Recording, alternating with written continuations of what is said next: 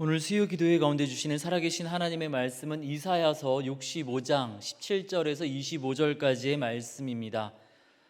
이사야서 65장 17절에서 25절까지의 말씀을 제가 봉독하여 올리겠습니다. 보라, 내가 새 하늘과 새 땅을 창조하나니 이전 것은 기억되거나 마음에 생각나지 아니할 것이라. 너희는 내가 창조하는 것으로 말미암아 영원히 기뻐하며 즐거워할지니라. 보라, 내가 예루살렘을 즐거운 성으로 창조하며 그 백성을 기쁨으로 삼고 내가 예루살렘을 즐거워하며 나의 백성을 기뻐하리니 우는 소리와 부르짖는 소리가 그 가운데에서 다시는 들리지 아니할 것이며 거기는 날수가 많지 못하여 죽는 어린이와 수완이 차지 못한 노인이 다시는 없을 것이라. 곧 백세에 죽는 자를 젊은이라 하겠고 백세가 못되어 죽는 자는 저주받은 자이리라. 그들이 가옥을 건축하고 그 안에 살겠고 포도나무를 심고 열매를 먹을 것이며 그들이 건축한 데에 타인이 살지 아니할 것이며 그들이 심은 것을 타인이 먹지 아니하리니 이는 내 백성이 수하니 나무의 수한과 같겠고 내가 택한 자가 그 손으로 일한 것을 길이 누릴 것이며 그들의 수고가 헛되지 않겠고 그들이 생산한 것이 재난을 당하지 아니하리니 그들은 여호와의 복된 자의 자손이요 그들의 후손도 그들과 같을 것임이라. 그들이 부르기 전에 내가 응답하겠고 그들이 말을 마치기 전에 내가 들을 것이며 이리와 어린 양이 함께 먹을 것이며 사자가 소처럼 짚을 먹을 것이며 뱀은 흙을 양식으로 삼을 것이니 나의 성산에서는 해함도 없겠고 상함도 없으리라. 여호와께서 말씀하시니라. 아멘. 최근 영국에서 모 핸드폰 회사의 광고가 논란이 되었습니다. 내용은 이렇습니다. 새벽 2시에 어떤 여인이 일어나서 핸드폰으로 음악을 틀고 그것을 이어폰으로 이제 음악을 들으면서 자유롭게 이 영국의 시내에 조깅을 한다는 내용입니다. 논란이 될 만한 내용 같지 않죠. 우리나라에서는 새벽 2시에 조깅을 하고 자전거를 타는 많은 사람들을 볼 수가 있습니다. 별로 문제가 되지 않습니다. 그런데 영국에서는 그렇지 않다고 합니다. 우리나라보다 치안이 좋지 않아서 새벽 2시라고 하면은 여인이 혼자 조깅을 하는 것뿐만 아니라 남자도 새벽 2시에는 혼자 이 영국 시내 거리를 걸어 다닐 수 없다고 합니다. 특별히 이 광고가 논란이 된 이유 중에 한 가지는 최근에 조깅을 하는 여성들이 묻지마 폭행에 의해서 살인을 당하는 일들이 많이 있었기 때문입니다. 영국 땅에서요. 밤도 아니고 낮에.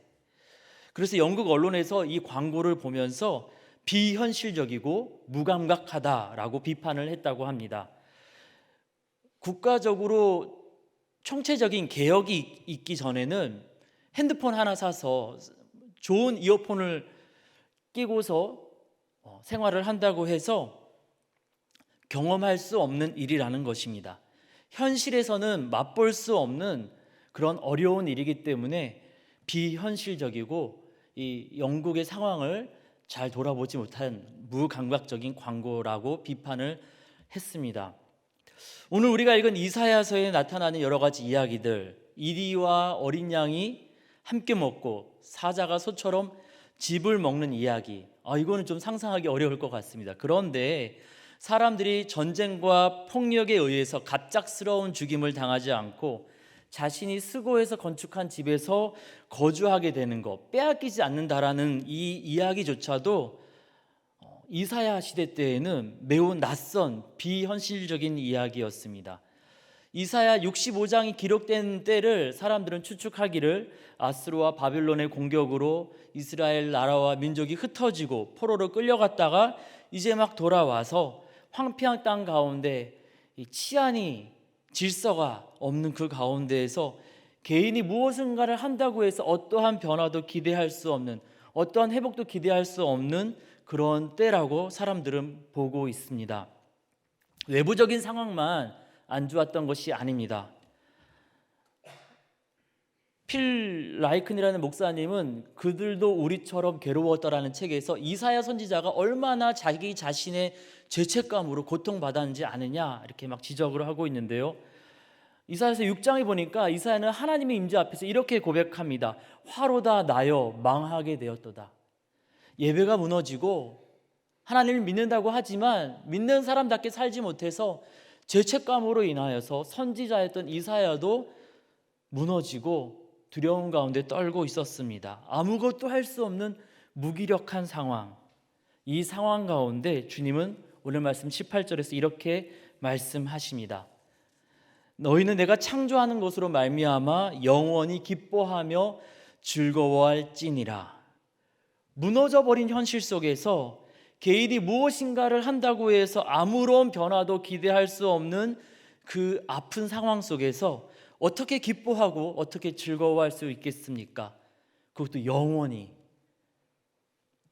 오늘 말씀을 통해서 하나님은 그 아픈 현실 속에서 어떻게 기뻐하고 즐거워할 수 있는지를 알려주시고 계십니다. 이사야 시대의 사람들과 또한 코로나로 인하여서 무기력해진 우리에게 영원한 기쁨과 즐거움으로 초대하고 계십니다. 함께 말씀을 살피면서 주님이 약속하시는 기쁨과 즐거움으로 나아가는 저와 여러분 우리 모두가 되어지기를 원합니다. 첫 번째, 우리 하나님은 모든 것을 새롭게 하시겠다라고 말씀하십니다. 17절에 이렇게 주님 말씀하십니다. 보라, 내가 새 하늘과 새 땅을 창조하나니 이전 것은 기억되거나 마음에 생각나지 아니할 것이라. 치안이 좋지 않은 나라에서 좋은 이어폰을 꼽고 음악을 듣는다고 해서 안전이 보장되는 것 아닙니다. 나라 전체가 총체적으로 변화되어서 개혁이 되고 새로워져야만 합니다. 그래서 주님 말씀하십니다. 17절에 뭐라고 말씀하십니까? 새 하늘과 새 땅을 창조하나니. 이사야서 65장 이전에 하나님은 이스라엘과 열방의 죄악에 대해서 심판하셨던 분입니다. 온 땅을 다스리시고 온 땅을 심판하시는 하나님께서 능히 나라를 새롭게 하실 수 있는 능력을 가지신 하나님께서 세상을 새롭게 하시는데 소소한 변화, 제도 몇 개 고치는 거가 아니라 틀 전체를 새롭게 하시겠다라고 말씀하십니다. 그래서 새 하늘과 새 땅을 주신다는 것입니다. 어제의 반복이 아니라 완전한 새로운 일을 이루시겠다라고 말씀하십니다. 그래서 17절 후반부에 뭐라고 말씀하십니까? 이전 것은 기억되거나 생각나지 아니할 것이라. 왜 주님은 어제의 회복을 넘어서서 완전히 새로운 것을 주시겠다라고 말씀하시는 것일까요? 이사야가 살던 시대 때에는 하나님과 무관한 부활에 대한 믿음이 있었습니다. 계절의 변화에 따라서 농작물이 이제 겨울철이 되면서 죽은 것처럼 보였다가 다시 봄이 찾아오면 살아나서 또 가을에 풍성한 열매를 맺게 되는 것을 이 시대 사람들은 죽음과 부활로 이해했습니다. 우상을 숭배하는 사람들이 만들어낸 신화에 따라서 바알이 죽었다가 살아난 것처럼 바알의 능력이 농작물과 가축들에게 풍성한 열매와 다산을 준다라고 생각했습니다. 바알은 수시로 죽고 수시로 살아나는 그러한 이상한 존재였습니다. 그래서 열왕기상 18장에 보면은 바알과 아세라 선지자들이 비를 달라고 이 죽어 있는 것 같은 바알을 다시 깨워서 살려내기 위해서 자신들의 몸을 자해하고 피를 흘리는 장면이 등장합니다. 죽음의 잠에 깊이 들어있는 바알을 깨우기 위해서 사람이 죽은 신을 부활시키는 행동을 한 겁니다. 이러한 생각은 바알을 믿는 사람들에게만 제한된 것이 아니라 이스라엘 여인들에게 또 이 생각들이 퍼져서 이 아수르와 바벨론의 침공 시에 담무스라는 우상을 섬기게 됩니다. 담무스는 식물을 돌보는 신인데요, 식물을 돌보니까 식물을 먹는 양떼까지 돌보는 신이었습니다. 이 식물의 신이다 보니까 매년 죽었다가 살아나는 부활을 하는 존재라고 사람들은 믿었습니다. 에스겔서 8장 14절에 보니까 이 여인들이 성전, 예루살렘 성전에서 담무스를 위해서 애곡하는 일까지 있었다라고 기록하고 있습니다. 이 담무스 신이 부활해서 이 땅을 살려내고 복을 주어야 하니 하나님 예배드리는 예루살렘 성전에서 담무스의 부활을 위해서 여인들이 통곡하면서 기도했다라는 것입니다. 하나님을 예배해야 되는 성전에서조차도 이런 우상 숭배가 있었습니다. 이것은 우리가 읽은 이사야서 65장 앞부분에도 나오는데요, 3절과 4절에 보니까 이런 말씀들이 나옵니다. 곧 동산에서 제사하며 벽돌 위에서 분향하여 내 앞에서 항상 내 노를 일으키는 백성이라. 그들이 무덤 사이에 앉으며 은밀한 처소에서 밤을 지내며 돼지고기를 먹으며 가증한 것들의 국을 그릇에 담으면서 산당에서 제사하고 자연석이 아닌 벽돌에서 분향하는 거. 하나님은 돌을 쪼갠 그곳에서 제물을 드리지 말라고 하셨거든요.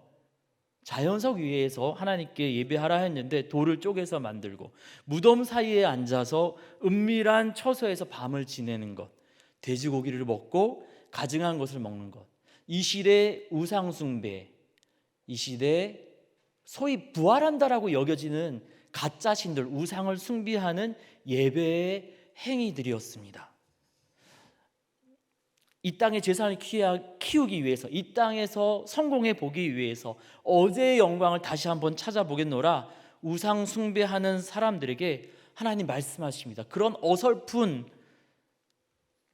그런 부활, 가짜 부활 말고 진짜 부활, 온전하게 새로워지는 진짜 부활을 내가 보여줄 터이니 온갖 우스운 그러한 우상 숭배 다 버리고 참된 신이신 하나님께로 나오라고 말씀하시는 것입니다. 우상 숭배자들이 말하는 부활은 살아난 다음에 영원히 사는 것이 아닙니다. 다시 죽고 죽었기 때문에 또 사람들이, 우상 숭배자들이 그 신들을 다시 막 살려냅니다. 매년 죽고 살아나는 것을 반복합니다. 그런데 우리 하나님께서 주시는 부활의 능력은 살았다가 또다시 죽는 것이 아닙니다. 죽지 않고 충분히 살아있다는 표현을 백세로 표현하면서 20절에 이렇게 설명하고 있습니다. 거기는 날수가 많지 못하여 죽은 어린이와 수완이 차지 못한 노인이 다시는 없을 것이라. 곧 백세에 죽는 자를 젊은이라 하겠고 백세가 먹되어 죽는 자는 저주받은 자이리라. 지금도 백세를 살면은 많이 사셨다고 이야기하지 않습니까? 그런데 지금으로부터 2800여 년 전 이사야 시대 때 백세를 살았다라는 표현은 매년 죽고 다시 살아나는 것을 반복하는 것이 아니라 살아나서 죽지 않는 것을 의미합니다. 우리 하나님께서 새롭게 하시는 것은 정말 놀라운 일입니다. 그 장면을 25절에 이렇게 표현하고 있습니다. 이리와 어린 양이 함께 먹을 것이며 사자가 소처럼 집을 먹을 것이며 뱀은 흙을 양식으로 삼을 것이니 나의 성산에서는 해함도 없겠고 상함도 없으리라. 어떤 장면이 연상되십니까? 에덴 동산의 회복이지요. 하나님의 성산에서 하나님께서 새롭게 하시는 그곳에서는 어떤 누구도 흉내낼 수 없는 놀라운 일이 있다라고 주님 말씀하시고 계십니다. 하나님은 죽음을 반복하는 이 세상과는 전혀 다른 방식으로 우리를 새롭게 살리시겠노라고 말씀하시고 계십니다. 이사야에게 주셨던 이 약속은 어떻게 우리에게 이루어지는 것인지에 대해서 사도 바울이 고린도 후서에서 이렇게 설명하고 있습니다. 그런즉 누구든지 그리스도 안에 있으면 새로운 피조물이라. 이전 것은 지나갔으니 보라 새 것이 되었도다. 우리 예수님께서 우리 각 개인을 온전하게 새롭게 하십니다. 우리 예수님께서 우리 각 가정을, 그리고 우리 세상에 속은 염산교회를 온전하게 새롭게 하십니다. 주님이 그렇게 하신다는데 어떻게 기쁘지 않고 즐겁지 않을 수 있겠습니까? 우리 코로나 지나면서 마치 죽은 자처럼 되었던 것 같습니다. 현장 예배 드리기 어려웠습니다. 마치 우리 교인들이 다 죽은 것처럼 이곳에서 예배 드리기 어려웠습니다. 사랑방도, 순도, 우리 방장님들, 순장님들 예전처럼 뜨거운 열정으로 우리 순 식구들, 방 식구들 찾아가기 어려웠습니다. 방역과 위생뿐만 아니라 여러 가지 업무들, 여러 가지 다가가기 어려운 것들이 너무 많았기 때문에 마치 죽어 있는 것 같았습니다. 그런데 놀랍게도 2022년 부활절을 맞이하면서 코로나가 잠잠해지고 마치 죽었던 몸이 살아나는 것처럼 여러 가지 규제들이 풀리면서 이제 우리 교회도, 우리 세상에서 오는 염산교회도 깊은 잠에서 깬 것처럼 기지개를 펴고 있습니다. 우리 하나님께서 우리에게 새 일을 이루시는 것인 줄 믿습니다. 우리 예수님의 부활은 창자국과 못자국이 없는 과거의 몸으로 되돌아가는 것이 아니었습니다. 창자국과 못자국이 없는 과거의 몸으로 되돌아가서 다시금 또 죽는 것을 반복하는 것이 아니라 창자국과 못자국을 가진 채 더 이상 죽음이 예수님을 해칠 수 없는 완전히 새로운 몸으로 부활하셨습니다. 마찬가지로 우리 주님이 우리 교회 가운데 행하신 일도 코로나 이전으로 되돌아갔다가 코로나가 나타날 때마다 다시 또 죽은 것처럼 쓰러지고 무너지는 것이 아니라 코로나를 경험하여서 더 성숙해지고 더 강력한 사랑으로 무장하여서 이제는 코로나로 인하여서 절대로 흔들리지 않는 새로운 몸된 교회로, 새로운 사랑방과 새로운 순으로 주님께서 아름답게 살리시는 것인 줄 믿습니다. 그것은 에덴 동산의 그것처럼 저 천국의 아름다움을 맛보는 것이 될 것입니다. 이 우리 주님께서 주신다고 약속하신 그 새로운 변화를 기대하면서 우리가 기쁨과 즐거움으로 우리 주님의 손을 굳게 붙잡는 저와 여러분 우리 모두가 되어지기를 원합니다. 두 번째로 우리 주님은 실패하고 무너진 백성들을 기뻐하시겠다라고 말씀하십니다. 18절 후반부와 19절에 주님 이렇게 말씀하십니다. 보라, 내가 예루살렘을 즐거운 성으로 창조하며 그 백성을 기쁨으로 삼고 내가 예루살렘을 즐거워하며 나의 백성을 기뻐하리니. 하나님께서 그 백성과 그 백성이 거하는 성을 기뻐하시는 것 당연한 일이잖아요. 그런데 이사야서 1장에서 하나님 뭐라고 말씀하시는지 아십니까? 2절과 3절에 이렇게 말씀하십니다. 하늘이여 들으라, 땅이여 귀를 기울이라. 내가 자식을 양육하였거늘 그들이 나를 거역하였도다. 소는 그 임자를 알고 나귀는 주인의 구유를 알건만은 이스라엘은 알지 못하고 나의 백성은 깨닫지 못하는도다.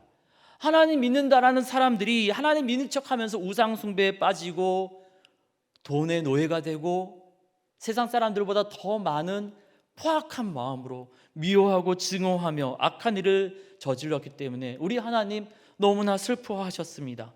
그래서 심판하시고 그 심판의 증인으로 봐라, 야 하늘도 와서 보고 야 땅도 와서 봐봐, 얘네들 좀 봐봐, 너무하지 않니?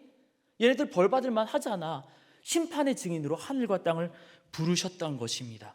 그런데 이제 하나님 믿는 백성을 하나님이 직접 새롭게 고치시고 사랑으로 기쁨으로 안아주시겠다라고 말씀하십니다. 65장 이전의 땅은 패역한 백성과 더불어서 심판을 받고 고통받는 땅이었습니다. 이사야서 65장 이전의 하늘은 분노하신 하나님의 진노가 가득한 하늘이었습니다. 그런데 그 옛 하늘, 그 옛 땅이 아니라 새 하늘과 새 땅을 주님 말씀하시는 것은 새로운 틀거리를 주시겠다, 완전한 새로운 변화를 허락하시겠다라는 말씀과 더불어서 심판의 증인이 아니라 이제는 사랑할 터이니 언약의 증인으로 하늘과 땅을 초대하시는 것입니다. 예전에는 심판정에서 이 피고를 향해서 심판하기 위해서 증인을 불렀더라면 이제는 결혼식을 하면서 그 증인으로 하늘과 땅을 초대하시는 것입니다. 하나님을 믿는다는 백성이 범죄함으로 하나님은 너무 아파하시면서 심판의 회초리를 드셨지만은 그 죗값을 이사야서 53장에 보니까 고난의 종 예수님께 다 맡기셨습니다. 그리고 죗값을 다 해결하였기 때문에 이제 사랑으로 안아주시겠다는 것입니다. 18절 말씀 보니까 예루살렘을 창조하며 19절 말씀 보니까 예루살렘을 즐거워한다 말씀하시는데요. 이사야 선지자가 이 말씀을 하나님께 들었을 때 예루살렘 성전의 모습은 어떠하였는지 혹시 아십니까? 열왕기하 8장 16절에 보니까요, 히스기야 왕이 아수르의 침공 때 아수르 왕한테 좀 잘 봐달라고 하면서 하나님께 예배드리기 위해서 지었던 예루살렘 성전의 은과 금을 다 벗겨서 아수르에 갖다 바쳤습니다. 이사야 선지자가 보았던, 이사야 선지자의 기억에 남아있는 예루살렘 성전은 은과 금이 다 벗겨져서 집에 들어가는데 벽지가 다 벗겨져가지고 막 폐가처럼 돼 있는 것처럼, 겉에 갔는데 벽돌이 막 다 떨어져 있고 페인트가 다 벗겨진 그러한 정말 수치스러운 모습이었습니다. 근데 심판의 하나님이 아니라 사랑의 하나님께서 그 수치스러운 과거가 있는 예루살렘이지만 사랑으로 안아주시고 보듬어 주시겠답니다. 부끄러운 과거가 있어도 사랑으로 안아주시는데 어찌 즐겁지 않고 어찌 기쁘지 않겠습니까? 탕자를 안아주시는 아버지의 사랑을 주님은 65장에서 지금 보여주시고 계시는 것입니다. 주님은 사랑으로 안아주시면서 진노의 저주를 복의 약속으로 바꿔주십니다. 65장에 나와 있는 이 복의 약속들은 신명기 28장의 저주를 복으로 바꾸는 것입니다. 20절에 보면은 장수하게 될 것이다, 젊어서 죽는 사람은 없을 것이다, 이렇게 주님 복의 약속을 주시는데요, 이 약속은 신명기 28장 57절의 저주를 바꿔주시는 것입니다. 신명기 28장 57절에 보니까 자기 다리에서 나온 태와 자기가 낳은 어린 자식을 남몰래 먹으리니, 전쟁이 나서 다른 사람이 죽이는 것이 아니라 자녀를 낳은 부모가 그 자녀를 배고파서 남몰래 자기 자식을 찢어 죽여서 그 고기를 먹는답니다. 이런 끔찍한 일이 더 이상 없고 이제는 모두가 장수하며 살 수 있도록 복의 약속을 주시고 계십니다. 주님이 주시는 약속은 수고의 열매를 누리는 것입니다. 21절부터 23절까지 그 약속이 자세하게 설명되어 있는데요, 가옥을 건축하고 포도나무를 심고 그래서 열매를 먹고 자기가 지은 집에서 행복하게 살고, 23절에 보니까 그들의 수고가 헛되지 않겠고. 그런데 신명기 28장에 보니까 하나님을 떠난 백성들에게 어떤 저주를 하신다고 하셨냐면요, 신명기 28장 30절에 보니까 여자와 약혼을 해도 다른 사람과 그 여자가 잠을 잘 것이고, 집을 건축해도 그 집에서 잠을 못 잘 것이고, 신명기 28장 33절에 보니까요, 너의 수고로 얻은 것을 너가 알지 못하는 민족이 먹겠고. 하나님을 떠난 백성들에게 하나님 이렇게 심판받게 하시겠다 하셨는데, 이제 그것을 복으로 바꾸시고 사랑으로 안아주시겠다고, 이제 씨를 뿌리는 것마다 수고의 열매를 누리며 하나님 주신 기쁨을 누리게 하시겠다라고 소망의 약속을 주시고 계십니다. 이에 우리가 사랑으로 우리를 안아주시겠다라고 말씀하시는 우리 주님 의지하여서 우리 주님 손을 굳게 붙잡고 우리가 즐거움과 기쁨으로 씨앗을 뿌리고 수고하며 열매를 누리는, 기쁨의 열매를 누리는 저와 여러분 우리 모두가 되어지기를 원합니다. 세 번째로 주님은 이 일을 사람의 요청이 아니라 하나님의 의지와 하나님의 계획으로 하시겠다라고 말씀하십니다. 24절입니다. 그들이 부르기 전에 내가 응답하겠고 그들이 말을 마치기 전에 내가 들을 것이며. 우리가 막 기도해서 우리가 하나님께 부탁드려서 그래서 이 일을 행하시는 것이 아니라 우리가 하나님께 이것을 구하기 전에 주님이 먼저 이 일을 시작하시겠다라는 것입니다. 사람들의 요청이 아니라 하나님께서 먼저 계획을 가지고 이 회복의 사역 새롭게 하시는 은혜를 베푸시겠다라고 말씀하시고 계십니다. 만약에 우리가 기도해야만, 우리가 구해야만 이 일이 이루어진다라고 한다면, 우리의 기도가 조금 부족할 때 또는 우리에게 약간의 흠이라도 있다라면 이 회복의 일들이 좀처럼 이루어지기 어려울 것입니다. 그런데 우리가 주님을 부르기 전에 주님이 먼저 이 일을 시작하는 것이라고 말씀하십니다.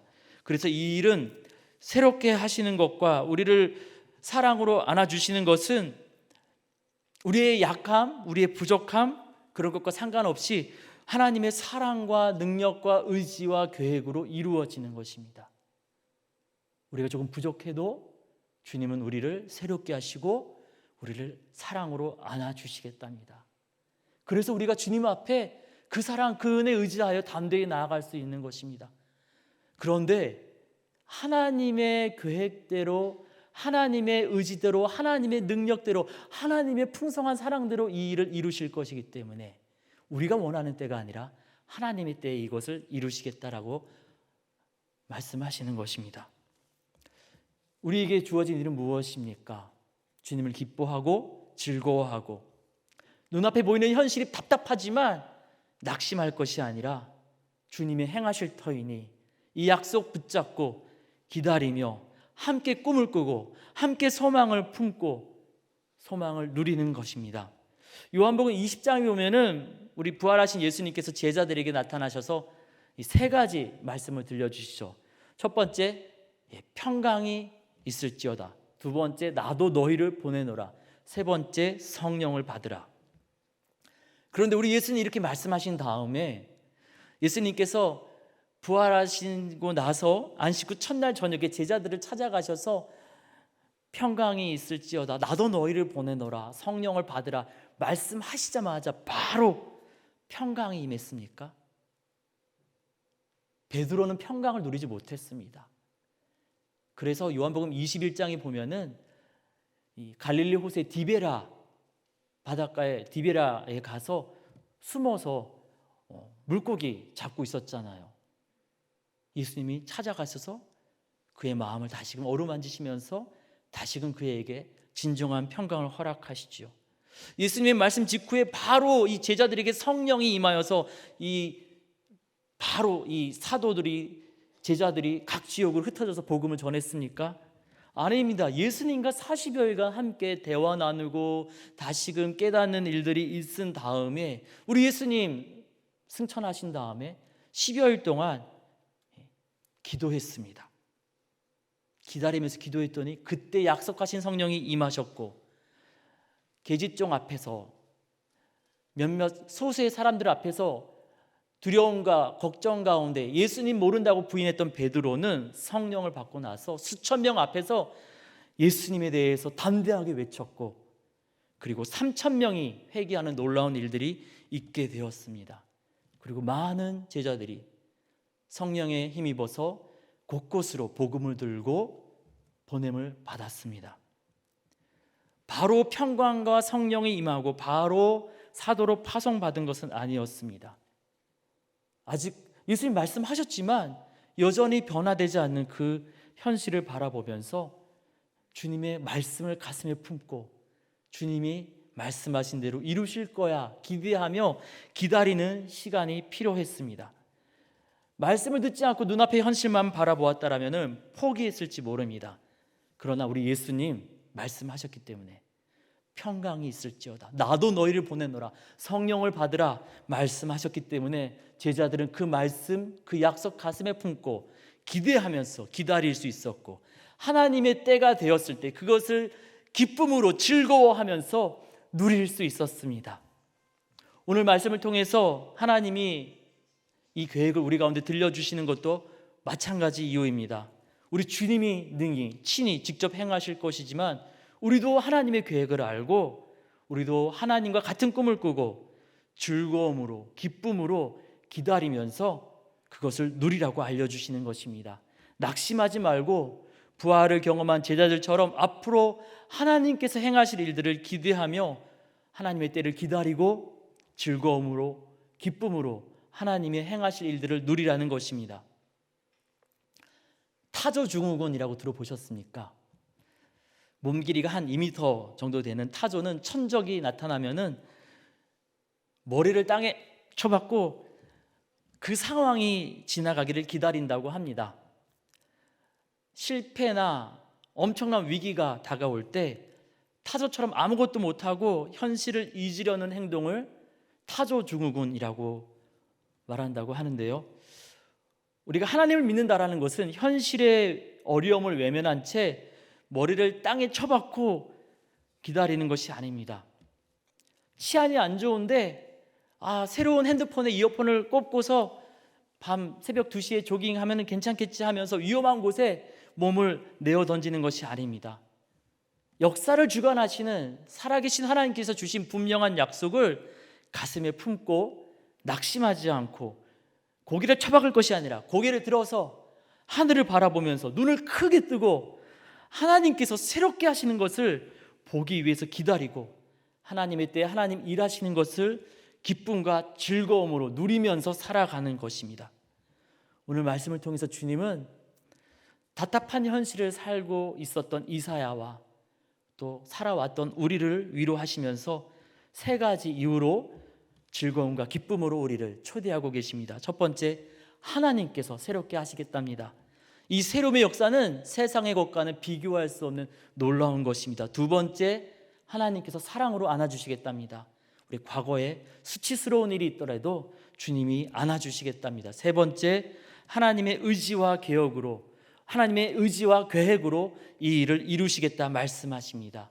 우리가 아직 죄인 되었을 때 우리를 사랑하심으로 아들 예수님을 주신 그 사랑으로 그 능력으로 우리에게 동일하게 좋은 일을 이루어 가실 것입니다. 이에 코로나 규제가 해제되어가는 이때 이사야를 통해서 주시는 말씀을 붙잡고 다시금 소망 가운데 눈을 들어서 하나님 바라보면서 기뻐하면서 즐거워하는 저와 여러분 우리 모두가 되어지기를 원합니다. 기도하겠습니다.